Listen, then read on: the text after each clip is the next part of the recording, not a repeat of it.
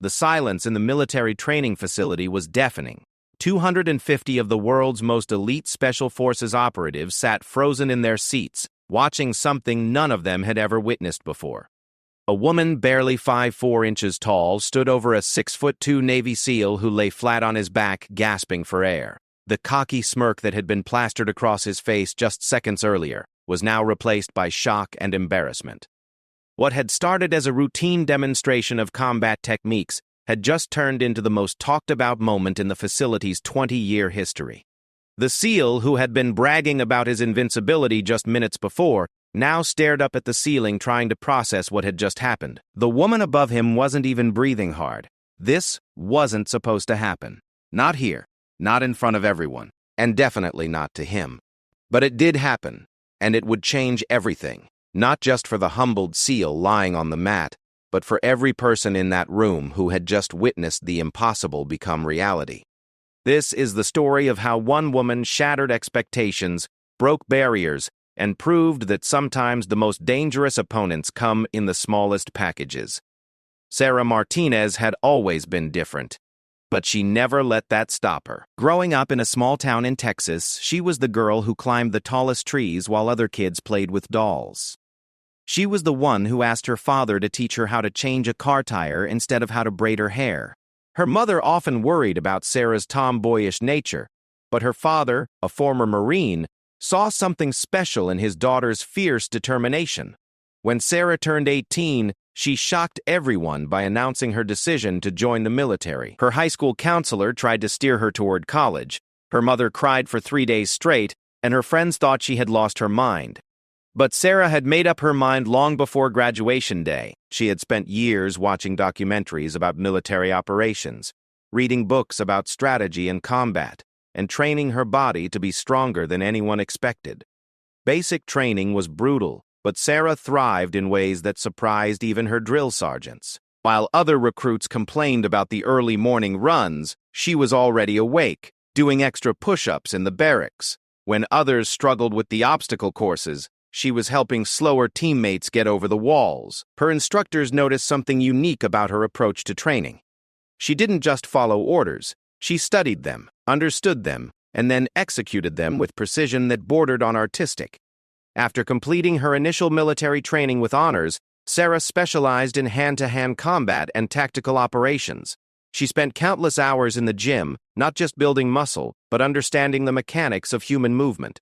She studied anatomy books to learn pressure points, watched footage of martial arts masters to understand leverage and timing, and practiced techniques until they became second nature. Her small stature, which many saw as a disadvantage, became her greatest asset. She learned to use an opponent's size and strength against them.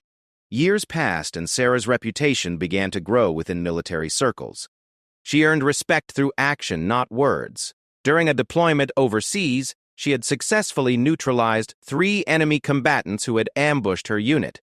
Using nothing but her combat training and quick thinking, the story spread through the ranks, though many who heard it secondhand assumed it had been exaggerated. How could a woman barely over 5 feet tall take down trained fighters?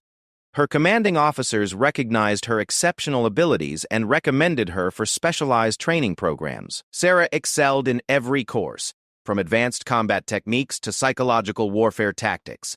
She became an instructor herself, teaching other soldiers the very skills that had made her so effective. Her classes were always full, and her students learned quickly that underestimating their instructor was a mistake they would only make once. The invitation to Fort Bragg came on a Tuesday morning. Sara was cleaning her equipment after a training session when her commanding officer approached with an envelope marked with official seals. Inside was a request for her to participate in a special demonstration at one of the military's most prestigious training facilities. The event would showcase various combat techniques to an audience of elite Special Forces personnel from different branches of the military. Sara accepted without hesitation. She had heard about Fort Bragg and knew that being invited to demonstrate there was a significant honor. What she didn't know was that she would be facing some of the most arrogant and dismissive attitudes she had ever encountered in her military career. The facility at Fort Bragg was impressive. State-of-the-art training equipment filled massive warehouses, and the grounds were meticulously maintained. When Sara arrived, she was greeted by Colonel James Harrison, the officer in charge of the demonstration. He was professional but seemed surprised by her appearance. "You're Sergeant Martinez?" he asked, looking down at his clipboard and then back at her. "Yes, sir," Sarah replied, standing at attention. "I have to admit, I was expecting someone," he paused, searching for the right words, "different." Sarah had heard variations of this comment throughout her career. She simply nodded and asked about the schedule for the demonstration. Colonel Harrison explained that several instructors would be showcasing different combat techniques throughout the day. Sarah would be demonstrating hand-to-hand combat skills in the afternoon session. As Sarah toured the facility, she became aware of the looks and whispers following her. Groups of soldiers would stop talking when she passed, then resume their conversations in hushed tones. She caught fragments of their discussions. Words like, "really?" and "her," and "must be a mistake." The doubt in their voices was thick enough to cut with a knife. The morning sessions went smoothly. Various instructors demonstrated weapons training, tactical maneuvers, and survival techniques. The audience, consisting of Navy SEALs, Army Rangers, Green Berets, and other elite forces, was engaged and respectful. Sarah watched from the sidelines, studying the crowd and noting the dynamics between different units. During the lunch break, Sarah overheard a conversation that made her blood boil. A group of Navy SEALs was sitting at a table near where she was eating her meal. Their voices carried across the dining area as they discussed the morning's demonstrations. "Did you see who's supposed to teach hand-to-hand combat this afternoon?" one of them said, loud enough for half the room to hear. "Yeah, that little girl who was walking around this morning." Another replied with a laugh. "What's she going to show us? How to slap someone?" Sarah looked up from her food and made eye contact with the speaker.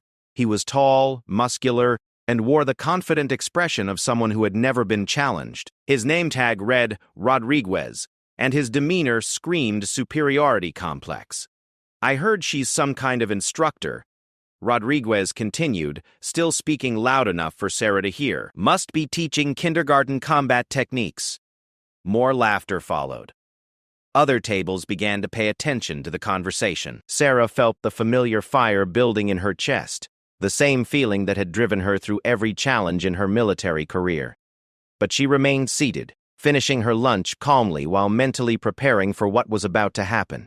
Rodriguez stood up from his table and walked over to where Sarah was sitting. He towered over her, his shadow blocking out the fluorescent lights above. Several of his teammates followed, creating a small crowd around Sarah's table. "Hey there," Rodriguez said in a condescending tone. "I heard you're going to be teaching us some combat moves this afternoon. I have to ask, and don't take this the wrong way, but are you sure you're in the right place? Maybe there's been some kind of mix-up." Sarah looked up at him without changing her expression. She had faced this type of challenge countless times before, and she knew exactly how to handle it. She stood up slowly, her movements deliberate and controlled. Even standing, she barely reached Rodriguez's chest, but her presence seemed to fill the space around them. "No mix-up," she said simply. Rodriguez grinned and looked back at his teammates, who were now openly snickering. "Well, I'll tell you what. Why don't we have a little preview of your demonstration right now? I mean, we're all here. We're all curious. What do you say?" The dining hall had gone quiet. Every eye in the room was focused on the confrontation. Sarah could feel the weight of their expectations, their doubts, their assumptions about what was about to happen. She had two choices: walk away and let Rodriguez's comments stand, or accept his challenge and prove herself in front of the entire group. Sarah looked around the room, taking in the faces of the men who would be her students in just a few hours. She saw skepticism, amusement, and barely concealed disrespect. These were supposed to be the military's finest, yet they were behaving like schoolyard bullies. "All right," she said, her voice carrying clearly across the silent dining hall. "Let's do this." Rodriguez's grin widened. He had expected her to back down, maybe make an excuse about proper training environments or safety protocols. Her acceptance of his challenge caught him off guard, but he quickly recovered his composure. "Great," he said, rolling up his sleeves. "Don't worry, I'll go easy on you." Sarah almost smiled at that comment, but she kept her expression neutral. She had heard those same words from dozens of opponents over the years. They always said they would go easy on her. right up until the moment they found themselves flat on their backs, wondering what had just happened. The crowd began to move, forming a circle around an open area of the dining hall. Chairs and tables were quickly pushed aside to create a makeshift training mat. The excitement in the room was palpable. Here was unexpected entertainment, a chance to see the cocky seal put the presumptuous instructor in her place. Rodriguez stepped into the center of the circle, bouncing on his toes and loosening his shoulders. He was clearly in his element, performing for his audience.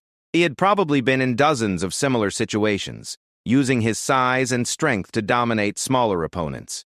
This would be easy, he thought to himself. Sarah entered the circle with none of Rodriguez's showmanship. She moved with quiet confidence, her steps measured and purposeful. She positioned herself across from him and assumed a relaxed fighting stance. To the untrained eye, she looked almost casual, but those with real combat experience would have noticed the perfect balance in her posture, the readiness in her muscles, the calculating look in her eyes. "You sure about this, sweetheart?" Rodriguez asked, still playing to the crowd. "Last chance to back out gracefully." Sarah's response was barely above a whisper, but it carried clearly in the silent room. "Make your move." Rodriguez shrugged and stepped forward, his hands raised in a basic fighting position. He was still grinning, still playing the role of the confident victor. He threw a lazy jab in Sarah's direction, more of a test than a real attack. Sarah slipped the punch easily, moving just enough to avoid contact. "Come on," Rodriguez said, his voice taking on a slightly mocking tone. "You can do better than that. Fight back a little." What happened next took place so quickly that many in the crowd weren't sure exactly what they had witnessed. Rodriguez threw another punch, this one with more commitment behind it. Sarah moved like water, flowing around his attack and using his forward momentum against him. In one fluid motion, she grabbed his extended arm, pivoted on her heel, and used a perfectly executed hip throw to send Rodriguez flying through the air. The sound of his body hitting the floor echoed through the dining hall like a gunshot. Rodriguez landed hard on his back, the wind knocked completely out of his lungs. He lay there gasping, trying to process what had just happened. The cocky grin was gone, replaced by shock and confusion. The dining hall was dead silent. 250 of the world's most elite warriors sat frozen, staring at the scene before them. The tiny instructor stood over the fallen Navy SEAL, not even breathing hard, while Rodriguez struggled to catch his breath on the floor. Sarah looked down at Rodriguez with an expression of mild concern. "You okay?" she asked, extending a hand to help him up. Rodriguez stared at her offered hand for a moment, his face cycling through emotions, embarrassment, anger, and finally grudging respect. He accepted her help and got to his feet, brushing dust off his uniform. "That was," he started to say, then stopped, searching for words. "Unexpected?" Sarah suggested. Rodriguez nodded slowly. "Yeah, unexpected." The spell was broken, and conversation erupted throughout the dining hall. Soldiers who had been dismissive just minutes earlier were now looking at Sarah with new eyes. The demonstration that was supposed to humiliate her had instead established her credibility in the most dramatic way possible. Colonel Harrison, who had witnessed the entire exchange from across the room, approached the group. His expression was unreadable as he looked from Sarah to Rodriguez and back again. "Well," he said finally, "I think we can all agree that this afternoon's demonstration is going to be very interesting."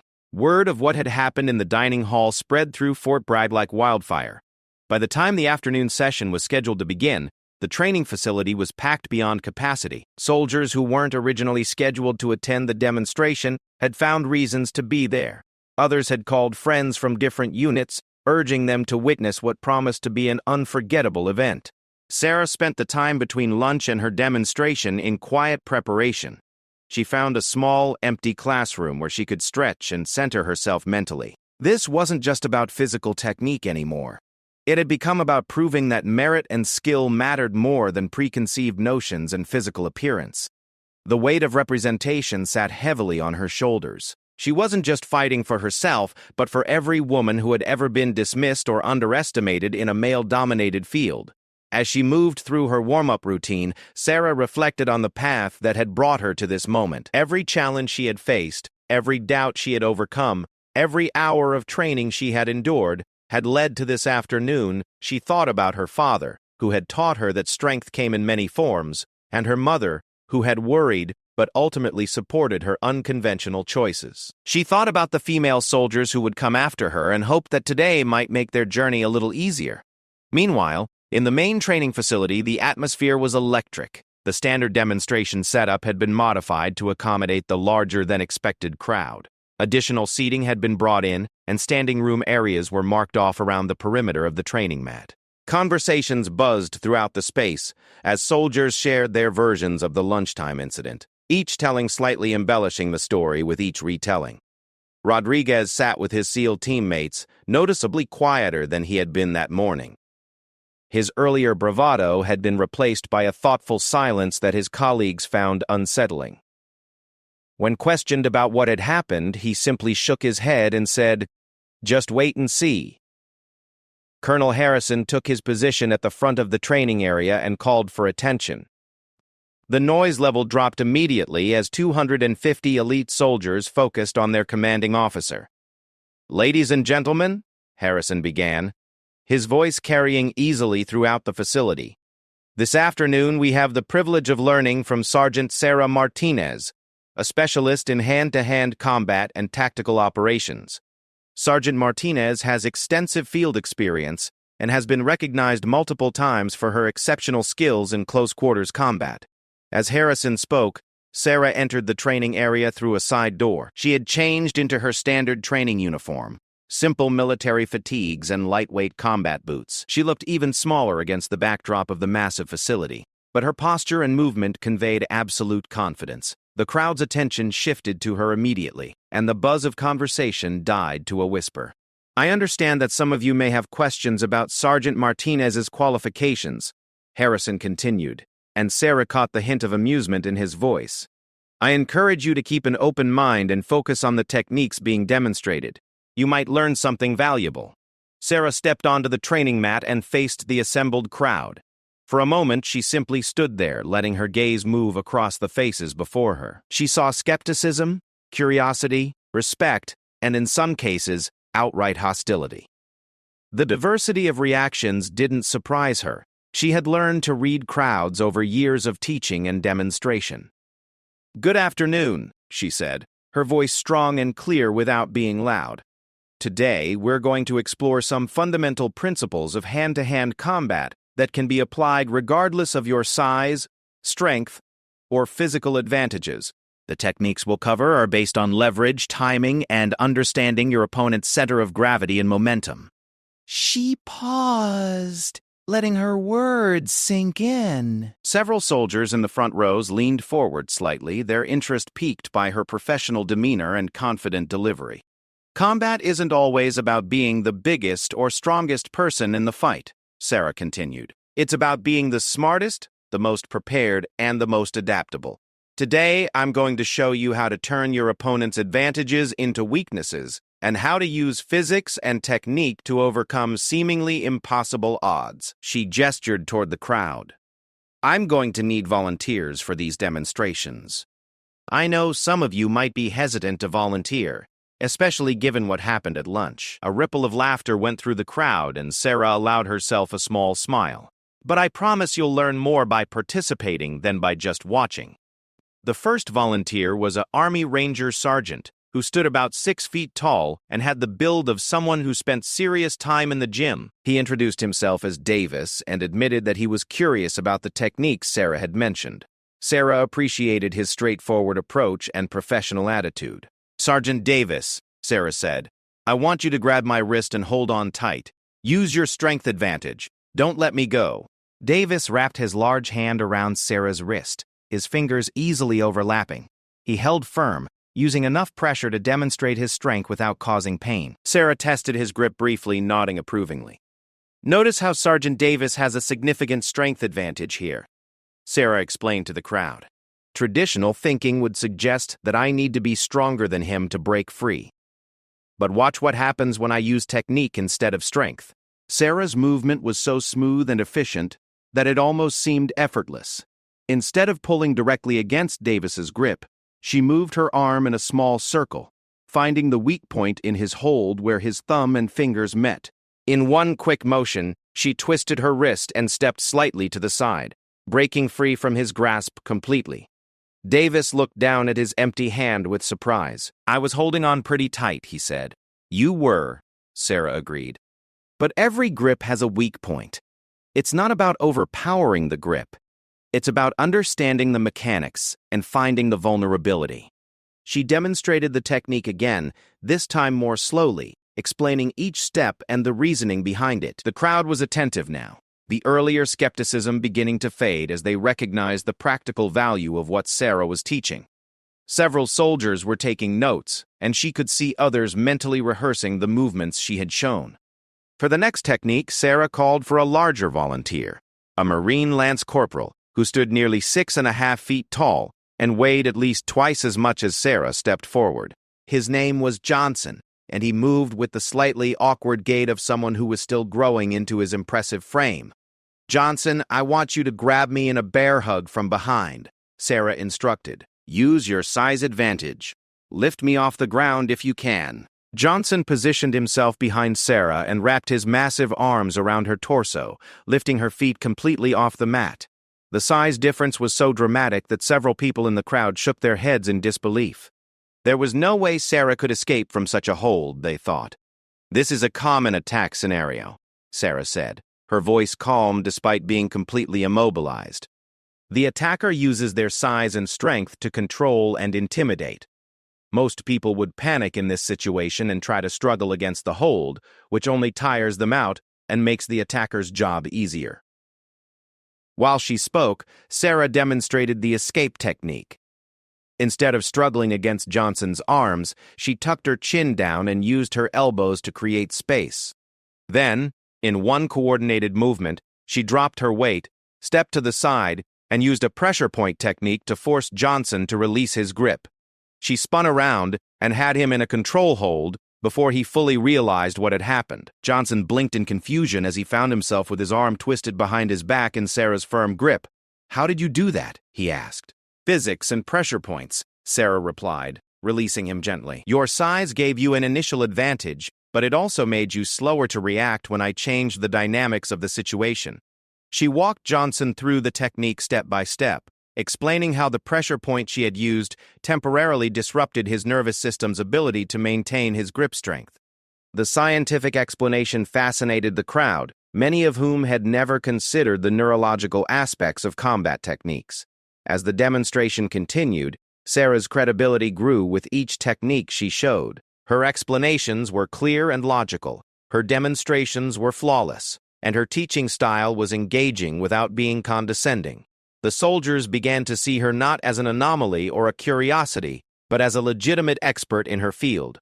The turning point came when a Navy SEAL Chief Petty Officer named Thompson volunteered for a demonstration.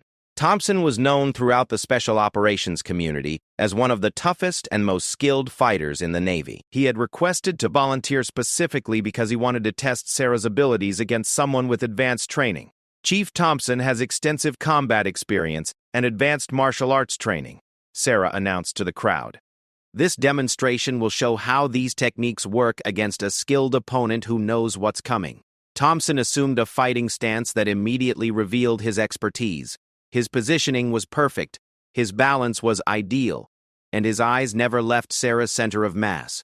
This wasn't going to be like the previous demonstrations against larger but less technically skilled opponents. "Come at me however you want," Sarah told him. "Don't hold back." Thompson nodded and began to circle Sarah, looking for an opening.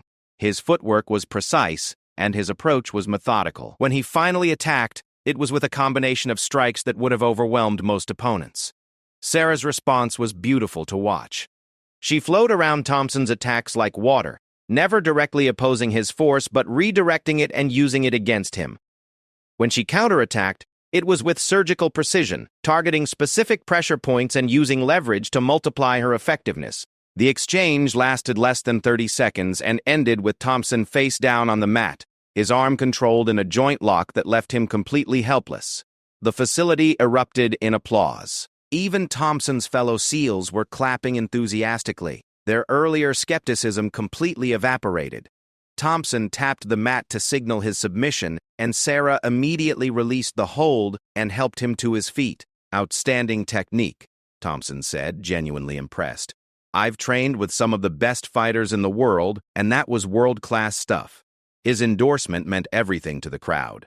If Chief Thompson, a respected veteran of countless missions and training programs, said Sarah's techniques were world-class, then they were world-class. The remaining doubters in the audience were converted in that moment. Sarah continued the demonstration for another hour, covering various scenarios and techniques. Each volunteer left the mat with a new appreciation for the complexity and effectiveness of her methods. More importantly, each demonstration reinforced the central message she was trying to convey: that skill, knowledge, and technique could overcome raw physical advantages. As the session wound down, Sarah asked if there were any final questions or requests for specific techniques. Rodriguez, who had been uncharacteristically quiet since the lunch incident, raised his hand. "Sergeant Martinez," he said, standing up in the crowd, "I want to apologize for my behavior earlier today. I made assumptions based on appearances, and I was wrong. Would you be willing to show that Fro used on me, but slower, so people can see exactly how it works?" Sarah nodded approvingly. "Of course, but this is an attacking area having dinner with more." "And thank you for the apology, Sergeant Rodriguez. That takes courage." Rodriguez stepped onto the mat and Sarah walked through the hip throw technique in slow motion, explaining each component and the timing involved.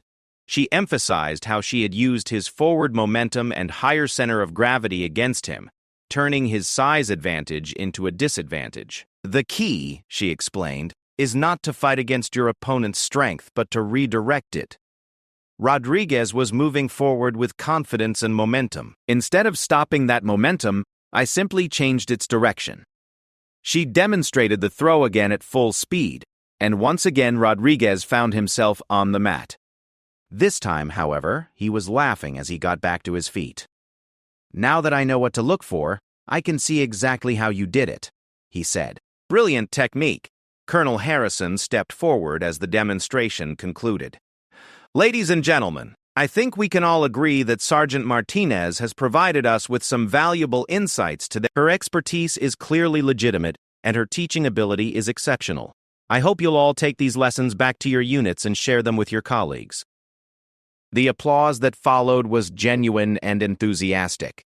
Soldiers approached Sarah individually to ask specific questions, request additional training opportunities, and simply to express their appreciation for what they had learned. The transformation in their attitudes was complete and remarkable. As the crowd began to disperse, Thompson approached Sarah privately. "Sergeant," he said, "I've been doing this for 15 years, and I've never seen anyone combine technical skill with teaching ability the way you do.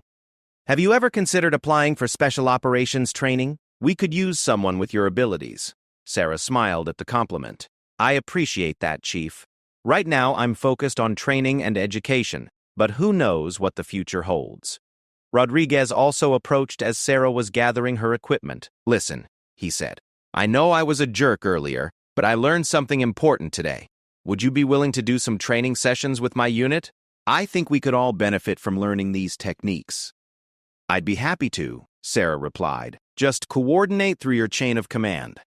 As Sarah left the facility that evening, she reflected on the day's events. What had started as a routine demonstration had become something much more significant. She had not only proven her abilities to a room full of skeptics, but had also opened minds and challenged assumptions about what made an effective warrior. The ripple effects of that afternoon would be felt for years to come, as the soldiers who witnessed her demonstration carried the story and the lessons back to their units around the world. Sarah had accomplished something that went far beyond teaching combat techniques. She had changed how an entire generation of elite soldiers thought about strength, skill, and the importance of keeping an open mind. But as significant as that afternoon was, Sarah knew that the real test of her impact would come in the days and weeks that followed, as the soldiers applied what they had learned and shared their new perspectives with others. The demonstration had been just the beginning of a much larger conversation about merit, capability, and the dangers of making assumptions based on appearance. The morning after the demonstration, Sarah woke up to find 17 messages on her phone. Word of what had happened at Fort Bragg had spread far beyond the walls of the training facility. and requests for her expertise were pouring in from military units across the country. What she didn't know was that several of the soldiers who had witnessed her demonstration had recorded portions of it on their phones and shared the footage with colleagues around the world. Colonel Harrison called her into his office first thing that morning. He was sitting behind his desk with a stack of papers and expression that Sarah couldn't quite read. "Sergeant Martinez," he began, "I've been fielding calls since 6 this morning. It seems that word of yesterday's demonstration has reached some very high places in the military hierarchy. I have requests here from 3 different Special Operations Commands, the Naval War College, and the Army's new Integrated Combat Training Program." He paused and looked directly at her. "I have to ask you something, and I want you to be completely honest with me.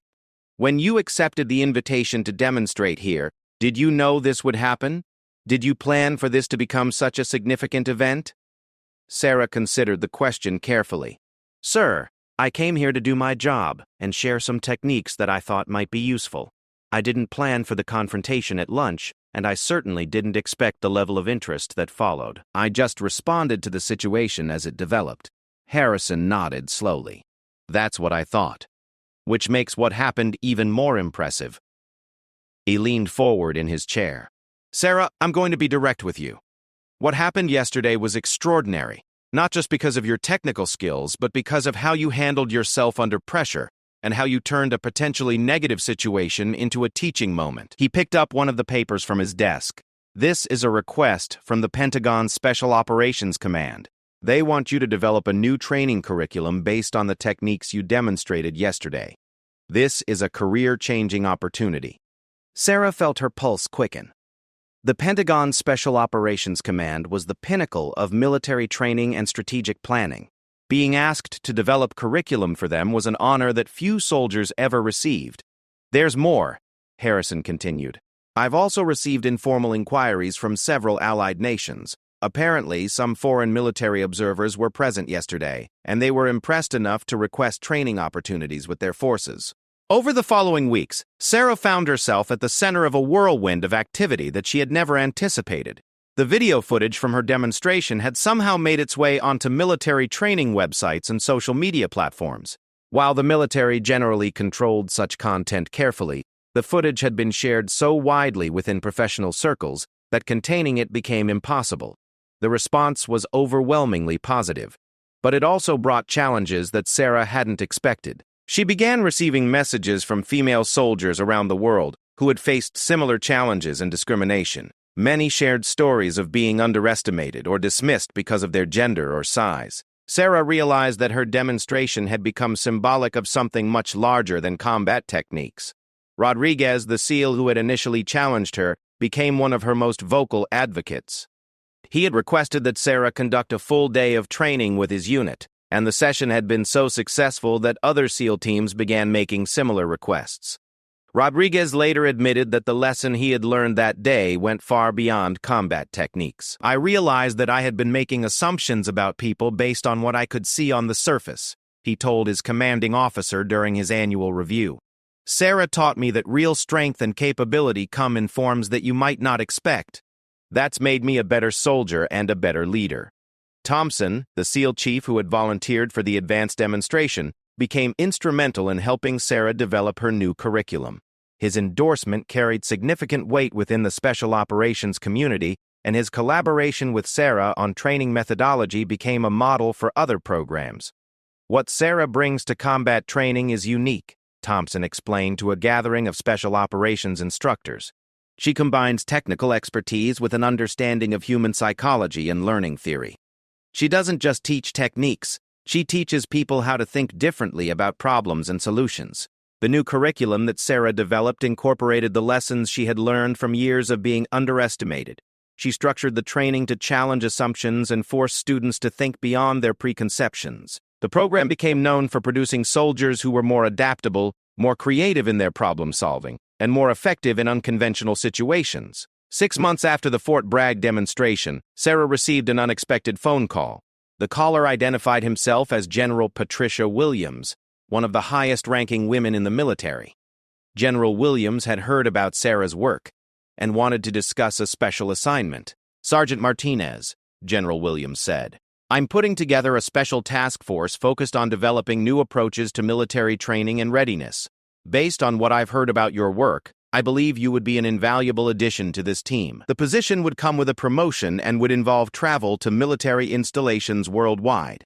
Sarah accepted the position, which marked the beginning of a new phase in her career. Her work took her to bases in Europe, Asia, and the Middle East, where she trained soldiers from dozens of different countries and military traditions. Each assignment taught her something new about combat, culture, and human nature. The impact of her training extended beyond individual soldiers. Military units that had gone through Sarah's programs reported improved performance in real-world situations. They showed better adaptability in unexpected circumstances, improved teamwork between soldiers of different backgrounds, and more innovative approaches to tactical challenges. One of the most significant developments came when Sarah was invited to address a gathering of military leaders from NATO countries. Her presentation, titled "Strength Beyond Appearance: Redefining Combat Effectiveness," challenged traditional military thinking about recruitment, training, and leadership selection. "We spend enormous resources identifying and training the most physically capable soldiers," she told the assembled generals and admirals. "But we often overlook other forms of strength that can be equally valuable in modern combat situations. Mental agility, emotional resilience, and the ability to think creatively under pressure are skills that don't always correlate with physical size or strength." Her presentation led to changes in military training programs across multiple countries. Recruitment strategies were modified to identify candidates with diverse skill sets. Training programs were updated to include psychological and tactical flexibility components. And leadership development programs began to emphasize adaptability over traditional command and control approaches. The story of the demonstration at Fort Bragg became a case study in military academies and training institutions around the world. It was used to teach lessons about leadership, assumption-making, and the importance of maintaining open minds in professional environments. Sarah often received invitations to speak at these institutions, where she shared not just the techniques that had made her famous, but the broader lessons about perseverance, professionalism, and the dangers of prejudice. Years later, Sarah would encounter soldiers who had been in the audience that day at Fort Bragg. Many would tell her that the demonstration had changed their perspectives not just about combat, but about how they evaluated people and situations in all areas of their lives. They had learned to look beyond surface appearances and to value competence over conformity. Rodriguez, who had become a close friend and colleague, often accompanied Sarah on training missions. His transformation from skeptic to advocate had made him particularly effective at reaching soldiers who struggled with similar biases. He had a unique ability to connect with those who, like his former self, made assumptions based on appearance. "I tell them the same thing Sarah told me that day," Rodriguez would say during training sessions. "Don't judge what someone can do based on what you think you see. Judge them based on what they actually do." The techniques Sarah had demonstrated that day at Fort Bragg were eventually incorporated into standard military training curricula worldwide. But more importantly, the broader lessons about merit, capability, and open-mindedness became part of military culture in ways that extended far beyond combat training. Sarah's career continued to flourish, and she eventually achieved the rank of colonel before transitioning to civilian life. She established a consulting firm that worked with military organizations, law enforcement agencies, and corporate clients on training programs that emphasized skill development, leadership, and diversity of thinking. Looking back on that pivotal day at Fort Bragg, Sarah often reflected on how a simple demonstration had grown into something much larger than she had ever imagined. The confrontation with Rodriguez, which could have been a negative experience, had instead become the catalyst for positive change that affected thousands of people around the world. The story became more than just a tale of physical prowess overcoming prejudice. It became a reminder that excellence comes in many forms, and that the most effective organizations are those that recognize and value diverse forms of strength and capability. The woman who had walked into that dining hall as an unknown instructor had walked out as a symbol of what was possible when skill, determination, and opportunity intersected. In her retirement, Sarah established a foundation that provided training and mentorship opportunities for young women entering military and law enforcement careers. She wanted to ensure that future generations would face fewer barriers and encounter less skepticism than she had experienced. The Foundation's motto, inscribed on a plaque in Sarah's office, read simply, "Merit has no size limit." The dining hall at Fort Bragg eventually received a historical marker commemorating the events that had taken place there. It served as a reminder to future generations of soldiers that assumptions could be dangerous, that skill came in many forms, and that sometimes the most important lessons came from the most unexpected teachers. Rodriguez, who had eventually become a training instructor himself, would often bring his students to see the marker. "This is where I learned one of the most important lessons of my career," he would tell them. "A 5'4" woman taught me that strength isn't about size. It's about skill, knowledge, and the courage to prove yourself when others doubt you." The story of that day continued to inspire soldiers, law enforcement officers, and civilians around the world who faced their own battles against prejudice and underestimation. It reminded them that capability wasn't determined by appearance, that excellence demanded recognition regardless of the package it came in, and that sometimes the most powerful victories were won not on battlefields, but in the moments when someone chose to stand up and prove that merit mattered more than assumptions. Sarah's legacy extended far beyond the techniques she had taught or the training programs she had developed. She had shown an entire generation of military professionals that strength came in many forms, that expertise deserved respect regardless of its source, and that the most dangerous mistake a warrior could make was to underestimate an opponent based on appearance alone. The woman who had once been dismissed as too small to be effective had become one of the most influential figures in modern military training. Her story served as a powerful reminder that in a world where first impressions often determined opportunities, the most important victories were sometimes won by those who looked least likely to succeed.